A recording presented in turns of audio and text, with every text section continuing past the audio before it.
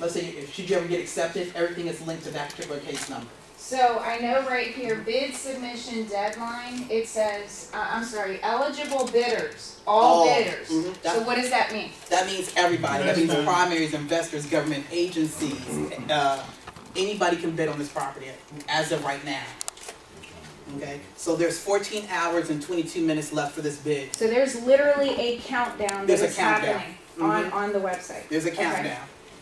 Now for each HUD thing, there are certain addendums that you can go in and check on the property. So, right, because this property must have some major damage on the inside. Right, because it was listed on October the 4th. It's been a minute. The listing period has been extended. The list price is 110, as is value 110. FHA financing 203K eligible. Yes, so again you see they're pressing this to whom? 203K. Homeowner. Okay, homeowner, 203K, homeowner.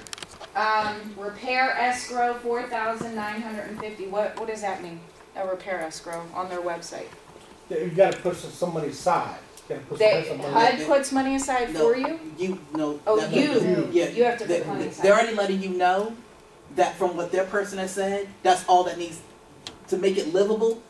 That's what's going to be needed. Now, that's probably not true. Yeah. Now, I can tell you there's no way that's true, because if it's open and the listing date was 10/4, it's probably like 50 or 60,000 that it's going to take. Exactly. So again, what does that mean, folks? I don't mean to go back all the way to the basics, but I'm doing it again for a reason. You say, oh, well, the house only needs $4,950. You get there and it's a total gut. Okay? Now you have to do your homework, and you have to trust but verify and validate the information that is being provided for you, because you don't know if the person entering this data entered it correctly or if they're even giving you the correct figures. So you now have to say, all right, wow, this house needs $50,000. What is my exit strategy? What is the neighborhood, the demographics, the job market, the major employers? If I renovate it, and I have someone living in it as a renter, what am I going to be able to get in rent? I mean, you have to go through all of these types of questions before you even decide whether or not you're going to bid on that home. Not a problem. We take you through that whole process.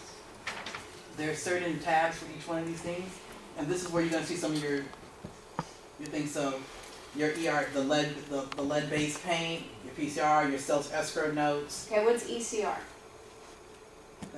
That one is new, so I'm going to have to click on that one. I can open it.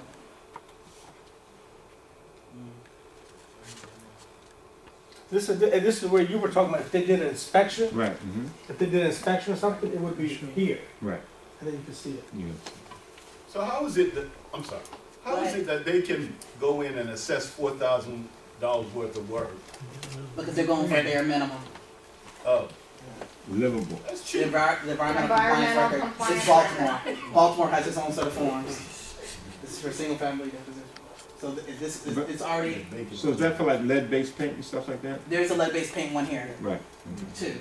But I mean, they have to have certain forms that are already signed by the appraiser. So the appraiser did this one. They have to input certain things in here.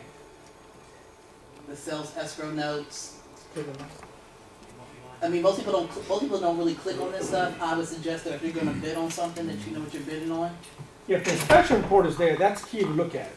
No, see, look, he says no cosmetic repairs found. So they're claiming there's basically not much there. But they're lying. Probably. Well, plus if the property sits for a while and this report is 30, 60 days old, somebody could have broke in. The cooling air pump water system. They're just basically saying it's one thing. Why are they using double cents? Looks like. Well, they're doing. I don't know. It's part of their typing. They made a That's typo. a typo. It's a typo. Yeah, it's just. All right. It's no.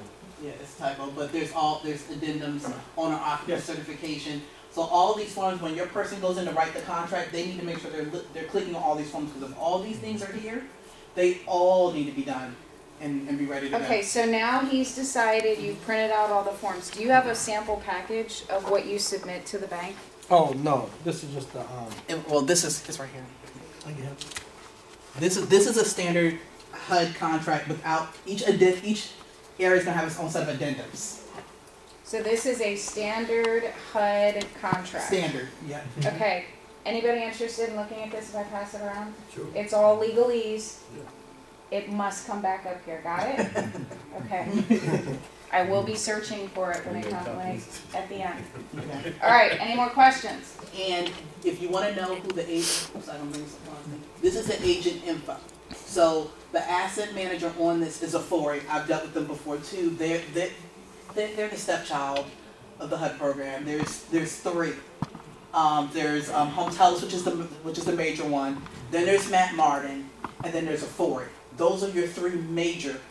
Hotels is first, Matt Martin is second, Afori is the stepchild. They follow their own set of rules, and they're not nice at all with things. So okay, just to touch upon that, the government, HUD, outsources this bidding process to these three contractors. Okay, so they're government contractors that deal with these HUD properties with the listings and the data and stuff like that.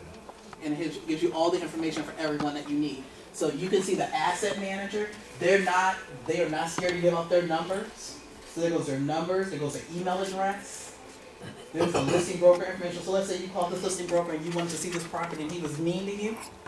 You just gotta sit there and literally sit like this HUD broker, didn't return my phone calls, they were disrespectful. You can put all that down. That's the FSM, FSM, the field service company that actually goes up to the property and takes care of it. Everyone's information, HUD is this is the information that you need. They want to know when the asset manager wants to know when there's a problem. The listing brokers, there's no reason for you not to be able to contact who you need to contact when it comes to HUD. And they will all say this information. Any questions on that? Yes. Yeah. Now, for that information though, you're going to be going through your agent when you're having an issue. So if you do have an issue, you're going to call. You'll call your so whoever agent. using Sid, I would call Sid. You would call say Sid. we had this particular issue. Right. I wouldn't want to have to take on all that myself. No, you wouldn't. But most people, when they want to get a HUD home, sometimes it's always. I personally think it's best to deal with. Sometimes, and people will call me and say like, look, you're the agent on the property, or you're the company. I want to go through you because you have more of an inside scoop on what's going on. So that's why they put it here so people can contact that agent directly. And a lot of times, these agents that have these properties, Are overwhelmed. you could talk to them. Hey, what's going on with the property? What's going on? Why is it sitting for so long? What's wrong with it? What do you talk to them. Because their goal is to sell it as well. 30, 60, 90, and after 90, it's probably going to be pulled and reassigned to another agent. Right. So the agent's motivation is to sell it. They're not going to tell you everything, but they'll give you enough information about the property so you can have a better understanding of what's going on. Does HUD sell in bulk as well? I know in Baltimore they used to sell, home. Well, they do, but it's a separate process, a separate way of doing things. And it's not going to be to a primary person. Yeah, it'll be like the Goldman Sachs, some of the larger equity firms and things like that, hedge funds. So All right. let's say you got down. Let's say you want to find a broker. If you click on this and you put in, let's say the state, you would have the state of Maryland. If you say something like Long and Foster, or if you put down, you see, look, it automatically just started. It picks up around the area, so it tells you off the back for this area who their top. These people right here are their top HUD people. That's why they're first. These are people that got a 5-star rating. If they're right here, they got a 5-star rating with HUD. And there's a lot of compliance paperwork that goes with this. There's a lot. All right, question. Can we talk about we talk about the good, can we talk about some of the ugly with doing this? Like, what are some of the downfalls, the pitfalls, the experiences that have been really challenging dealing with HUD homes? Well, one of the problems that can happen with HUD, let's say you get a house and you put a bid on it, HUD accepts your bid, but someone's broken into the house. Right. So when you got your bid, first you got it for $95,000 and it was in one condition that you've already prepped and got ready to go in. But someone comes in and someone takes the water heater, they've taken the air conditioner, they've broken the windows. People do that? Copper, we had one, I sold to an investor, they went and they took all the copper out the house.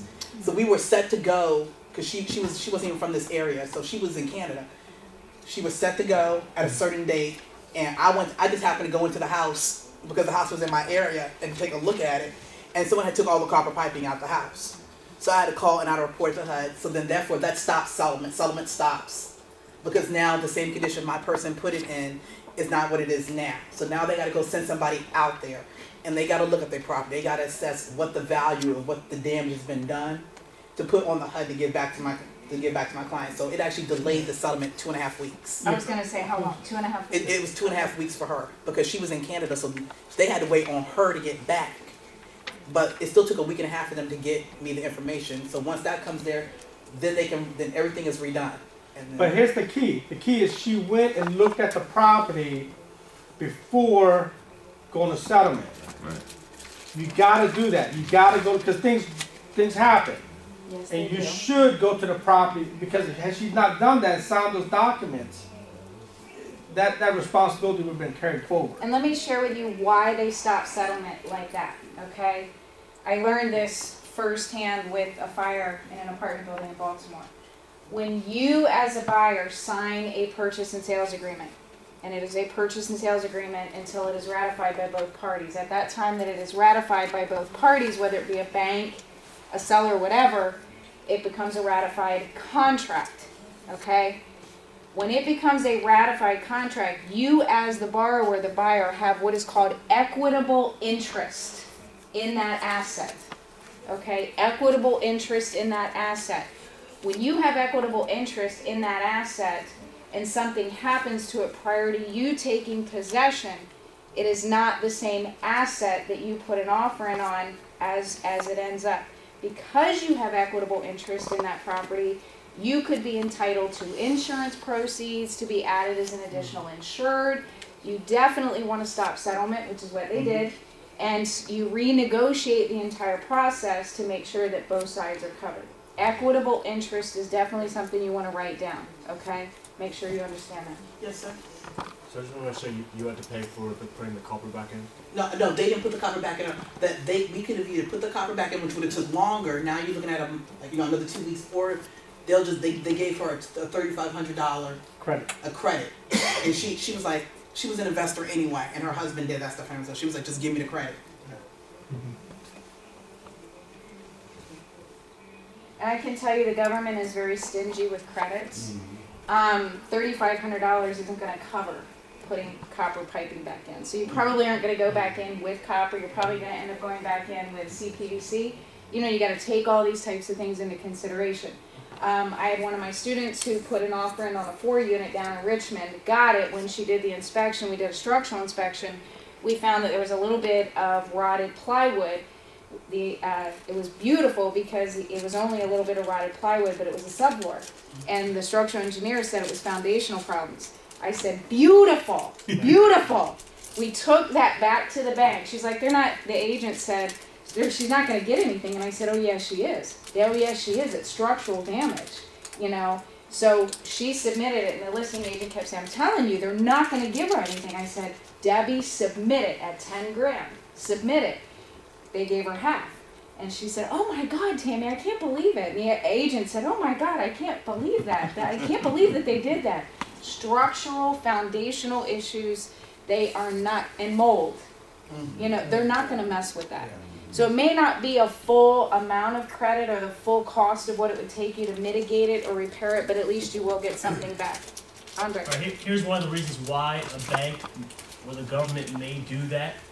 They may not contractually been obligated to do that, but if they force, in this case, Debbie's hand and say, no, we're not giving you any credits, they could take her earnest money deposit of $1,000, but then the bank or the government, whoever the seller is forced to disclose that to every next offer or purchaser. So it becomes a business decision for the owner. Because it is called a what? I'm sorry? It's called, there's a technical term they should write down. What is it called when the government, or when the seller knows about it? A latent. It's a latent defect. It's a hidden defect. So they're forced now to disclose that to every new potential buyer. And what does that do? That puts them in a deleveraged position to get the highest and best price. So That's why Tammy said, go ahead and present this, because it becomes a very important negotiation tactic for you. In a lot of cases, you don't get exactly what you asked for, but you may get something. Not something else. Any other questions? So what do you guys think? Was this good stuff? Yes, good stuff. Does this help you understand a little bit more about HUD homes, government homes, foreclosures, etc.? Do you think there's a lot more information out there?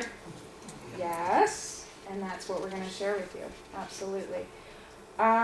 Anything else you want to share or talk about? No, just do it. Just do it. Just really do it. All right, well, we want to give everybody the opportunity to take a 10-minute stretch break. Stretch your legs, restroom, grab something cold or hot to drink, go for a little walk around the building, whatever it is, but make sure you come back because we have a lot more information we need to go over, and we want to make sure that we stay on time and get everybody out. So it is what time? It's 11, it's 10. Yeah. 10:53. It is 10 what? 10:53. 10:53. You've got until 11:03. 11:03. Be back promptly. Thank you.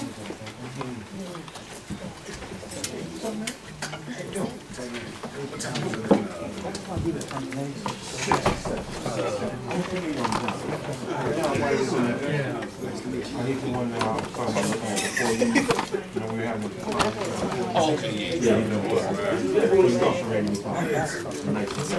Relax, I'm stiff. Sure. If you can even look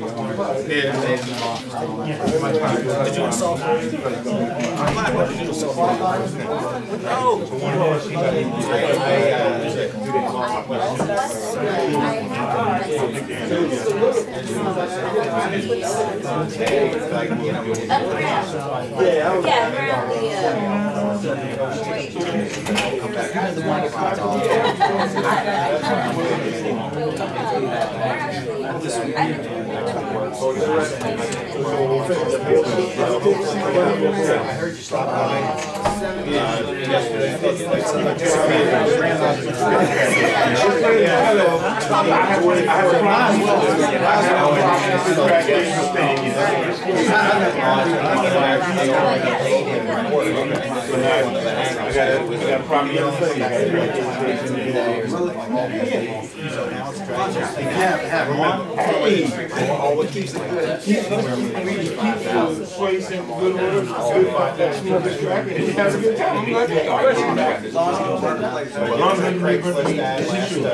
Monday. We have all of our insurance. As long as it was intentional, but it's an accident.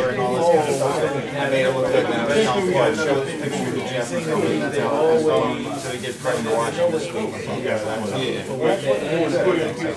We'll see. And ready to move on.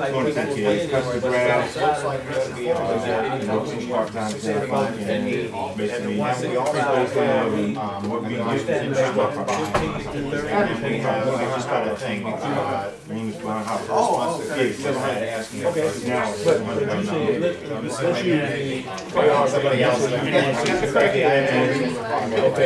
We knew that was about like he was usually a little street guy out in the cage.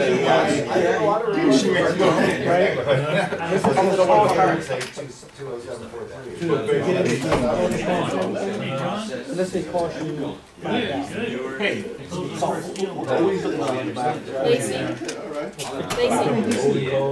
You're closing costs. He sees that. Because looking at 48 now, he's looking at taking a large DC property and turning it into a 40. Yeah, he could do that. Then when you go and sell it, Most of the structures support 3 as opposed to 4. that cost there too. That's usually about 2.3%. Oh, yeah. Of your sales price. Let's see your sales price. I thought he did it already. I did.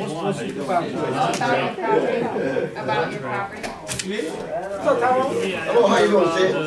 Falls Church. So what you said is 55. After you closed on it? No. So now you Now we got need one that we're 55 closed on. plus 32 Yeah. plus That's what I 5. said, I thought he did one. It was that night that you the niece, you got Andre was still there. 92, right? I didn't have to record. 165, 92. You know to the property? After this, Oh, no, you haven't gone yet. no. Okay. I'll go over there with you, or I'll meet you over there. How you doing? Okay. I got you for something. Right with, so yeah, no, there's something. 165. I'm allowed to talk all the time. So let's just say that the buyer says, hey man, give me some closing. Are you a construction guy? All right, cool. Cool. So that's 60. Oh, he got money on his cars. Why do you have money on your car? I'm sorry, you're not a construction guy. I'm sorry, you're the developer. But you're doing You're a like 20 hours. developer. About the same thing.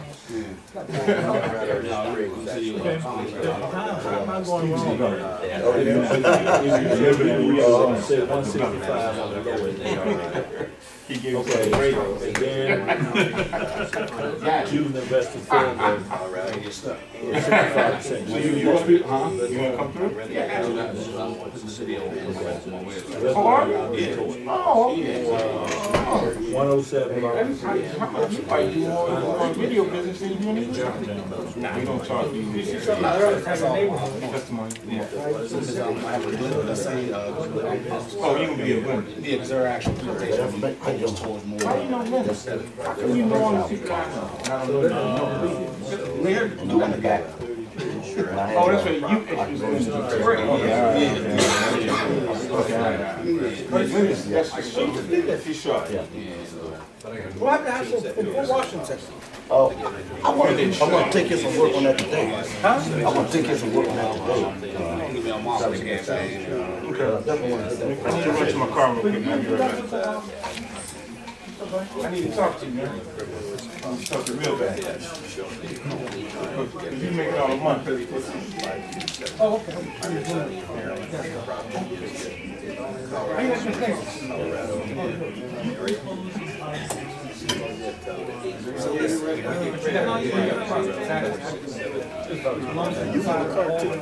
No, I don't, but I work right for Oh, you work with us? Okay, so if I call you and I said, let me talk to Anisha? Yeah. Is it Anisha? Anisha. Okay, let me talk to Anisha. I want to talk to you.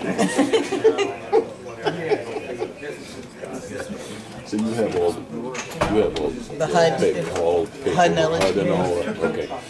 Now, the fact that you work with Another broker. yeah, this not like a conflict. No, I work with Next Stage, but I work with another broker, which is how I got all my HUD knowledge. So I work with him now. Okay, so you're not really with HUD. No, I'm not with HUD. But you know about HUD. I know a lot about HUD. No, I just because I dealt with all three management companies for about 2.5 years, which is why I know Matt Martin, which is why I know of Ford, which is why I know of Pellers. I'm glad your name down. What's your name, number, birthday, blood type? A lot of it is just review. I just had Yeah, right. I didn't realize. there was a company out there. I think it was Lincoln Century 21 like 2 years ago, and they anybody they notified you. If I find one, I'll just have them come with me. I never got a client that was Yeah, and that's why it's Baltimore. You got to know your market in Baltimore. So with anything, it's like there's good neighborhoods and there's bad neighborhoods. I personally will not step foot in Baltimore because But you, I guess you have overtime. You know what? You have to know your market. Tammy's very good. She probably knows certain sections of Baltimore. I don't, and because I don't, it's like DC. I don't do DC. Who's is, right? But I do for Washington, Bowie, Waldorf. Those are my stomping grounds. Okay. Were you looking for somebody that's an expert in Baltimore? Because at the last Rio deals or the one before that, there was a gentleman who was a contractor, and he said he knows everything about Baltimore. Just call him. He knows. He can imagine the houses on the street. He's lived there all his life, and No, he was a good I'm not source. too keen on Baltimore. Well, it's very spotty, and if you don't know what you're doing, you know. See, because I live in Virginia. What's you know anything about Virginia? I've worked in Springfield. Springfield. And I live in I've Springfield. I worked in Arlington. I mean, I'm pretty. Springfield don't budge when it comes to wholesale. Yeah. That's what I want. I want to do more wholesale.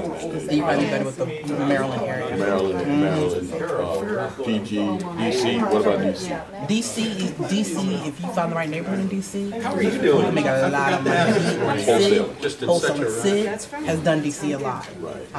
I'm not as versed. I'm not as versed in DC as he is, but I know the money there is excellent. Wasn't that a multi? Maryland. Oh, Maryland's my baby. PG. PG definitely. Have an investor that's interested, so working with him. How do you define They may have some finance for him. What exactly does that mean? Does that Are you mean like sales for you? No, private money.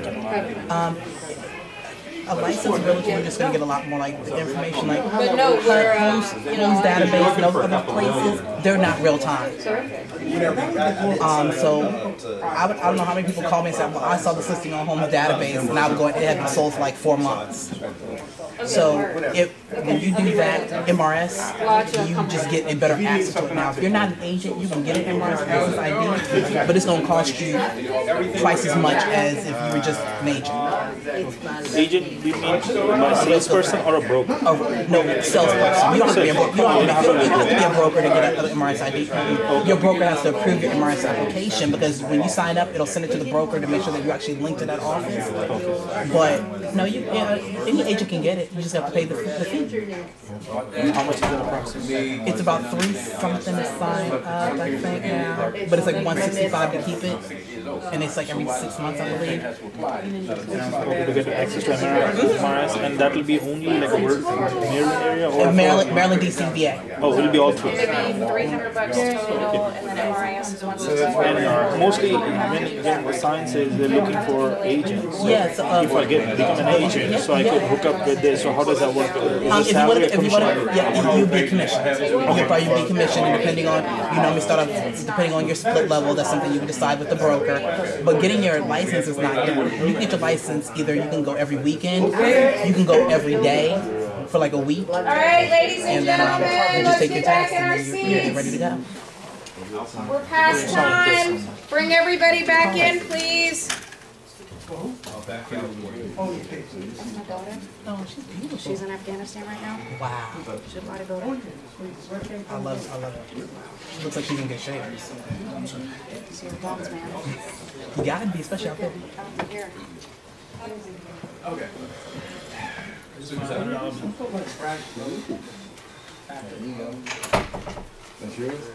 All right, let's get everybody else back in so we can go for round 2. $1,000 on earnest money. Within 5 days. I'd like to meet with you. Sit down. Yeah. All of us? I still got people. Dorothy wants to meet afterwards. I'm back on the market. Always possible. Seek and you shall. All right, we need to get everybody else in here. Can you show me 2 properties today? Who, me? Yeah. It's my wife's birthday, and believe me, I'm on a schedule. Okay. I gotta be home, and I gotta pick up the rice, and I gotta pick up the food, and I gotta, Don't you dare be late on your wife's birthday. believe me, I've been up since 4 o'clock vacuuming the steps and Is taking there out the somebody in trash. the office though that could help? We can make it another day. It's something I wanted to move on with. No, I could get you an agent that could possibly meet you and take you out. I may not be able to do it, but I could make a call. All right. Where is everybody? I can make a call and get someone to meet you. just wanted to see. All right. Where they at? Local. Local, right here. All right. Melody, see if Melody has time.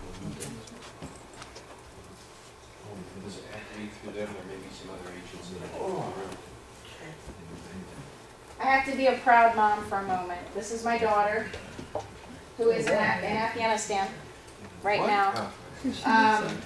She is with EOD. She's a lieutenant with EOD Explosive Ordnance Division.